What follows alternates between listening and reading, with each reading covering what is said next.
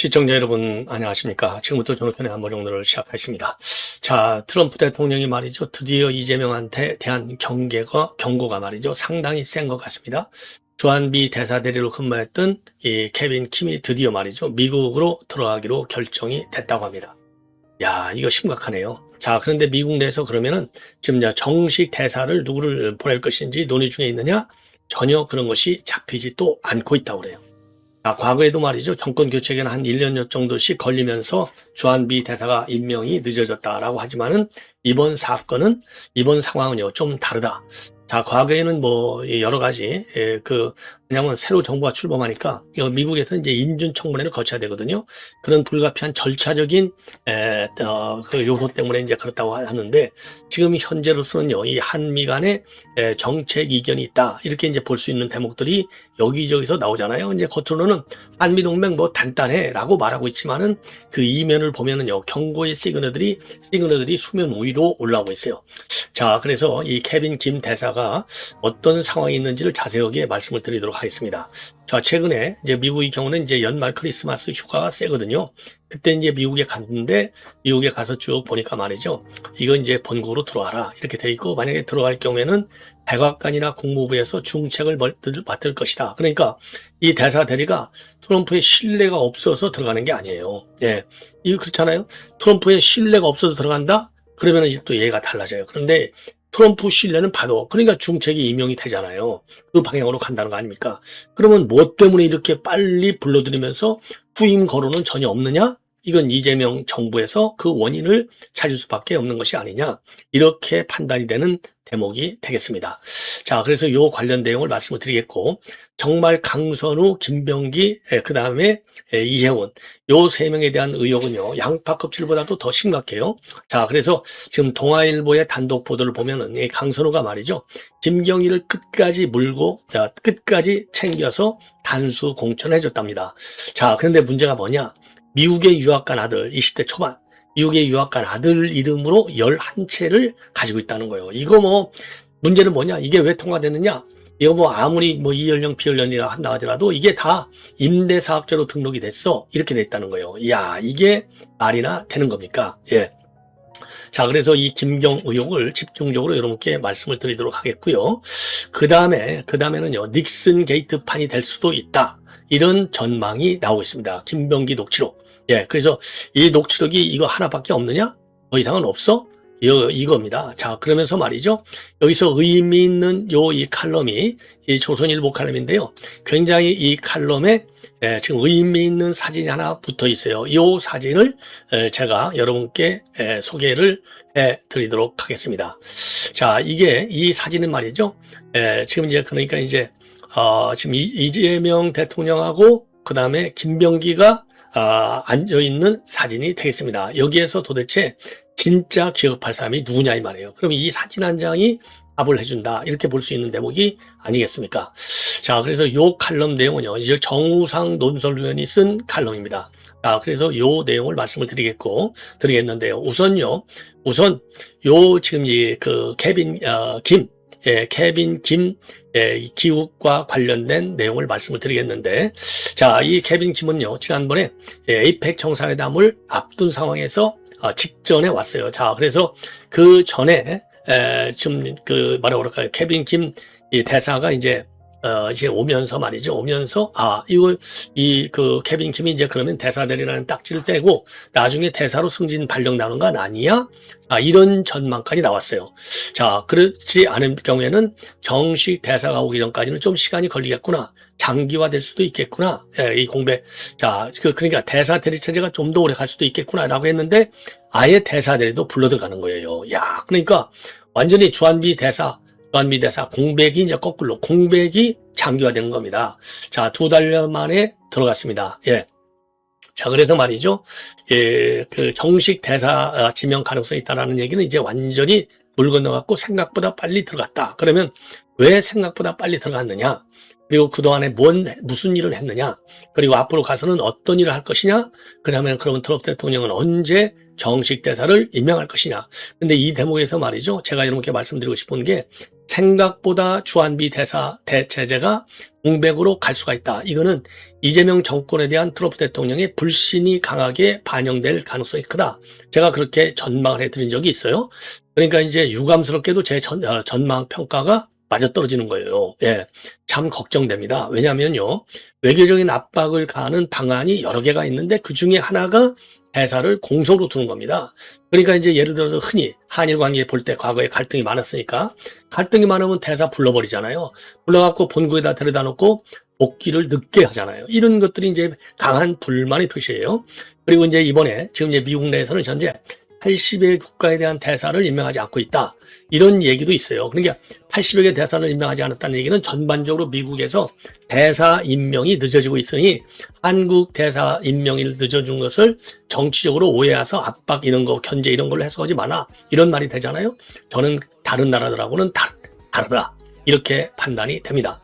예, 이거 참 큰일 났어요. 이거 아주 상당 수준의 이제 높은 수준의 압박이 되는 겁니다. 그래서 최근에 말이죠. 크리스마스 휴가 때 미국으로 들어갔던 지금 케빈 킴 대사 대리가 최근 한국 정부에 말이죠. 본인이 대사 대리직에서 임하게 됐다. 이렇게 통보를 했다는 겁니다. 자, 그래서 이제 백악관이라든가 국무부 고위직으로 지금 간다는 거예요. 근데 본래 이 케빈 킴은요. 대북정책 전문이에요. 대북정책 전문. 예. 그래서 정부 소식 등이 밝히는 바에 의하면 트럼프의 방안과 같은 일을 조율하면서 높은 평가를 받았다라고 알려지고 있어요.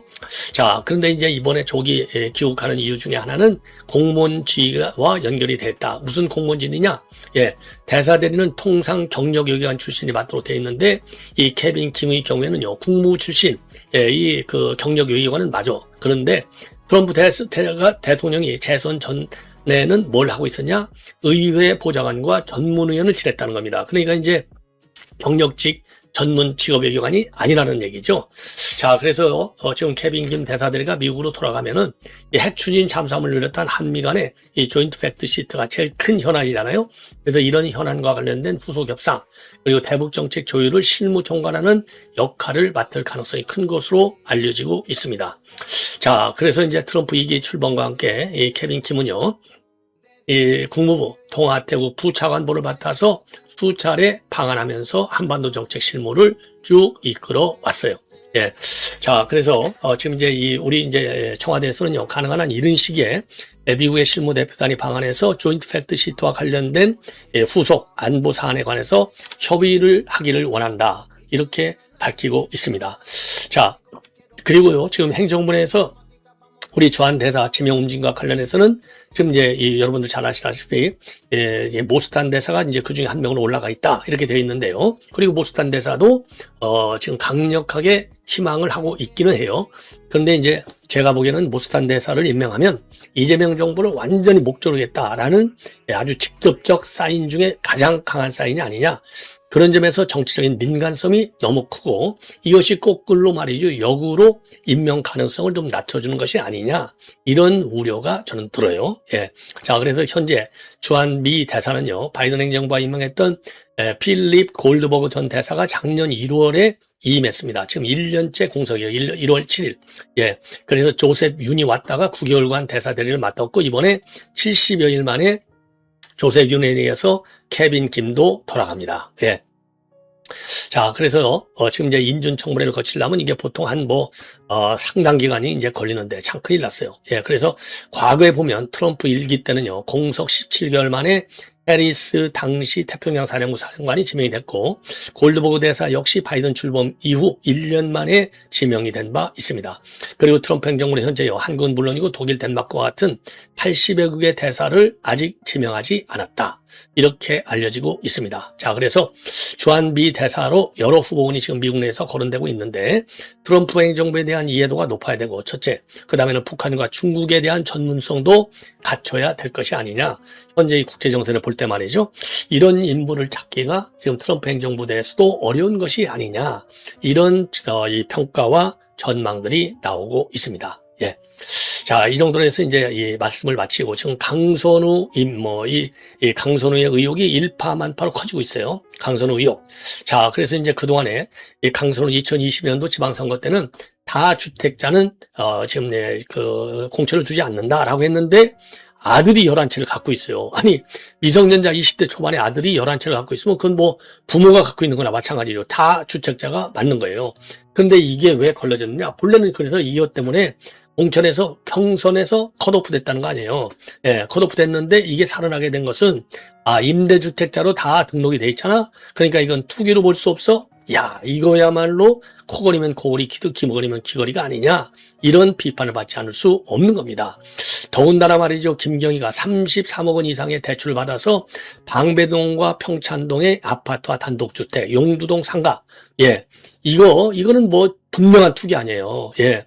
그런데도 불구하고 이것만큼 34억 원을 대출까지 받아가지고 방배동 아파트, 평창동 단독주택, 용두동 상가까지 샀는데 이게 어떻게 투기가 아니냐 이거예요. 그런데도 투기 목적의 2주택자 이상에 걸리지 않았어요. 그래서 지금 이 파문이 계속해서 커지고 있어요. 이제 미국으로 도망갔지 않습니까? 한마디로 도망간 거죠. 예. 자, 그래서 그 당시 상황을 보면은 아들이 주택을 11채 갖고 있던 게 문제가 돼서 보류 의견이 나왔고, 당시 공관위원 중에 변호사들을 중심으로 해서 별도의 태스크포스를 꾸려서 등기부 등본을 검증했다고 합니다. 그래서 방배동 아파트하고 평창동 단독주택 중 두 주택의 상가도 5채나 가지고 있고, 그리고 이제 미국에 유학 중에 있던 20대 초반의 아들이 주택을 11채 가지고 있는 점이 상당한 논란이 됐다는 겁니다. 자, 그런데 당시 아들이 보유했던 주택은 대부분이 말이죠. 인천 등지에 있는 2억 원짜리 아파트들이 대부분이었다는 겁니다. 자, 그래서 그 당시는 20대 초반의 해외 유학생이라서 취득 자체도 대단히 부족한 것 아니냐. 예. 그랬는데 이 김경희가 모두 처분하겠다. 서약을 내겠다고 했지만은 이거는 명백한 투기라서 방어가 안 되는 상황이었다는 거예요. 그러니까 경선에서 컷오프가 됐겠죠. 자, 그런데 공천 면접에서 말이죠. 아들 명의의 주택과 관련해서는 이혼한 남편의 어머니가 손자에게 증여한 것이다. 해명을 했고, 해명을 했다는 겁니다. 자, 그럼에도 불구하고 말이죠. 당시에는 이 다주택 논란이 여전하다. 그래서 이거를 컷오프하자. 다른 후보를 재공모하자라는 의견까지 나왔는데, 이 강선우가 말이죠. 끝까지 이거를 밀어붙여가지고 결국 단수 공천을 받았다는 겁니다. 그래서 그 핑계는 뭐냐? 바로 아들 명의 주택은 모두 임대사업자로 등록이 됐기 때문에 투기 목적이 아니었다. 이렇게 결론을 내렸다는 거예요. 야, 참 해석도 참 꿈보다도 해석이 더 좋은 것 같아요. 자, 그런데 이제 이 투기 형태를 보면은요. 2011년도에서 17년 사이에 주택 2채하고 상가 1채를 사들이면서 33억 원이 넘는 대출을 받고 집값이 폭등하던 2006년에 인천 소재 아파트를 최소 3채 연달아 사들였어요. 그랬다가 또 바로 투기 목적이 확실해. 예. 이런 게 있었고, 또 등기부 등본에 따르면은 이 김경희는요, 2017년도 6월에 평창동 단독주택을 사면서 24억 원의 은행명의 근저당을 설정했어요. 그리고 2011년도 6월에는 경매에 나온 75평짜리 방배동 아파트를 매수할 때는 10억 9,200만 원을, 2014년도 7월 경매로 나온 용두동 상가를 살 때는 5억 1,600만 원을 근저당으로 잡혔습니다. 그리고 김경 소유 부동산에 잡힌 근저당의 채권 최고액은요 40억 원인데 통상 대출액의 120% 점을 감안하면 최소 33억 원 이상을 대출받은 게 맞다는 겁니다. 자, 그리고 김경은은요, 김경은 부동산 가격이 한참 오르던 2006년 8월에서부터 10월 사이에 인천 부평에 있는 아파트를 최소 3채 연달아 샀다가 되팔았다는 거예요. 자, 그래서 2006년도 8월에 부평의 한 아파트를 2억 6,700만 원에 샀다가 2009년 11월에는 3억 1,000만 원에 매각을 해요. 야, 참. 그리고 2006년 10월에는 부평의 다른 아파트 2채를 총 3억 2,008만 원에 매수했다가 2012년도에 3억 8,900만 원에 대파를. 야, 이거 김경 당신 말이지. 가서 부동산 장사나 해. 무슨 네가 시의원하냐? 이런 인간이. 야, 참 기가 막히다. 이건 기가 막히다고 아니고 이거는 말이죠. 이거는 뭐 모럴 해저드도 아니고 이거 뭐라고 이런 인간을 공천했다? 야, 이거 강선우 의원직 사퇴를 시켜야 됩니다. 강선우 의원직 사퇴가 답이에요. 예. 이 정도로 하고요. 요게 지금 이제 오늘 조선일보 칼럼에 나와 있는 칼럼과 사진이에요. 칼럼 맨 위에 이 사진이 딱 붙어 있어요. 대통령 처가 고속도로 게이트 국정조사. 이거 이제 양평 얘기를 하겠죠. 요때 요렇게 귓속말로 주고받을 정도로 밀접한 측근 중에 측근이었다 이거죠. 예. 이 사진이 암시하는 바가 뭐겠어요. 정우상 칼럼인데 김경기 녹취 공개에 진짜 개혁할 사람. 이재명 대통령이 기겁할 사람이라는 것이죠. 그래서 이재명 재판이 가결되니까 김명기는 민주당이 개가 된 날이다. 그래서 친문에서 친명으로 환승 연연을 했다. 이렇게 비판하고 김명기 벼랑 끝 순간에 갑자기 공개된 녹취록. 타겟은 누구냐? 김명기 너머에 있다. 김명기 너머에 누구냐? 이재명 대통령이다. 이거 아니겠습니까? 그러니까 이 사진을 붙였겠죠? 예. 그래서 요 칼럼을 전량 인용해 드리겠습니다. 굉장히 중요한 칼럼이기 때문에 여러분들 꼭 건너뛰지 마시고 들어주시기 바랍니다. 이게 조선일보 오늘요 랭킹 1위 기사로에 올라와 있네요. 2023년 9월 당시 민주당 대표 체포동의안이 당내 이탈표로 가게 된 날 김병기는 역사는 오늘 민주당 의원들이 개가 된 날로 기록할 것이라고 했다. 같은 당을 향해 개라고 하는 것은 주군에게는 충성을 맹세하고 반대파에게는 전쟁을 선포한다는 뜻이다. 자, 그는 이 대표에게 이제 칼날을 뽑아달라고 했다. 이듬해 총선 때 김병기는 수석 사무부총장, 공천관리위원회 간사, 검증위원장으로 비명행사 공천을 주도했다. 손에 피가 흥건했지만 이재명의 호위무사 블랙요원이라는 별명이 생겼다. 문재인 대표 시절 친문으로 영입돼 문재인의 그림자가 되겠다 했던 김병기의 환승 연애했다. 민주당 관계자는 이런 이력 때문에 김병기는 당내에 적이 많았다라고 했다. 김병기나 강선우나 보좌진 폭로로 위기를 맞고 있지만은 자세히 보면 차이가 분명하다. 여가부 장관에 내정됐던 강선우는 변기 청소와 갑질이 문제가 됐다.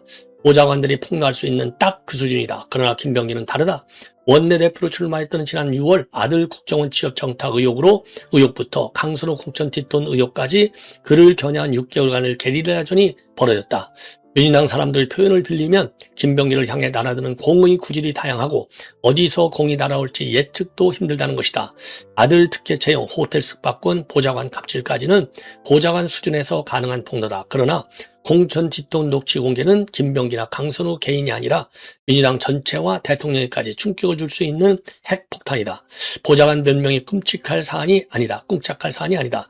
프로 드러난다. 이게 아마추어들의 장난인지 전문가 솜씨인지. 예, 김병기는 정치 인생의 화양연화에서 추락했다. 그가 충성을 다했던 인물이 대통령이 됐고 그 덕에 거대 여당의 2인자까지 올랐다. 야당도 이런 권력 짜기는 선뜻 손을 대지 못하는데 권력 초반기부터 당내 견제가 이어졌다. 작년 9월 김병기가 야당과 특검법을 합의하자 정청래 대표는 공개적으로 지도부 뜻과 다르다고 했다. 지도부는 당대표와 원내대표인데 원내대표의 협상을 당대표가 남 이야기하듯 비난했다.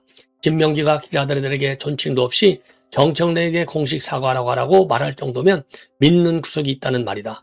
콩가루도 이런 콩가루가 없는데 대충 포막하고 넘어갔다. 권리업 인상 지도부 한 명이 한독수 조의대 회동서를 제기하고 근거를 제시하지 못하자 김병기는 처음 거론한 분이 해명하라고 했다. 원내대표 자리를 두고 경쟁했던 인사를 직접 비난한 것이다. 이 인사는 쿠팡 임원 직사 문자 노출로 공작적 치는 말까지 오가며 충돌했다. 집권초 여당 원내대표가 야당 공격이 아니라 내부 분열인지 견제인지 애매한 무언가로 무너졌다. 개인 문제로 벼랑 끝에 몰린 순간 그의 녹취가 공개돼 당의 공천 뒷돈 문제가 터지며 상황이 급변했다. 김건희를 공격할 때 사용했던 내관 매직의 칼이 민주당의 몫을 겨누고 있다. 통화도 아닌 의원 간 대화를 녹음한 김경기 취향은 괴이하다. 강선우 국가의 대화를 저런 선명한 음질로 녹음했다면 그의 녹음은 일상적이라고 봐야 한다. 왜 녹음했고 누가 보유하다가 공개했는지 아직 추측의 영역이다. 그러나 총선 때의 비명 행사가 됐든 권력 내부 이야기가 됐든 김병기와 은밀한 대화를 나눈 사람들이 기겁해 잠을 설치고 있을 것만은 분명하다. 예, 아주 의미심장한 매우 중요한 그리고 충격적인 지금 이 칼럼이라고 봅니다. 자, 그래서 이 조선일보 이 칼럼이 의미하는 바가 상당하지 않나 이런 생각이 들고요. 그리고 이제 이 한중 정상회담과 관련해서는 지금 이제 조선일보 사설을 보면 한중회담 비핵화 통일 실종 이게 이 정부 원칙인가 이런 지금 칼럼이 하나 있고요. 비판적인 칼럼입니다. 예. 자, 그리고 이미 저도 여러분께 말씀드렸지만은 정부기구위원장 트럼프 망나니짓 규탄 시 박운석 한 거, 요거를 또 조선일보 사설에서 강력하게 비판하고 있습니다. 그래서 이 조선일보 사설을 비롯한 레거시 미디어의 중요 현안에 관한 이 사설 논조, 요거는 제가 이어지는 방송에서 여러분께 논평해 드리도록 하겠습니다. 시청자 여러분 대단히 고맙습니다. 감사합니다.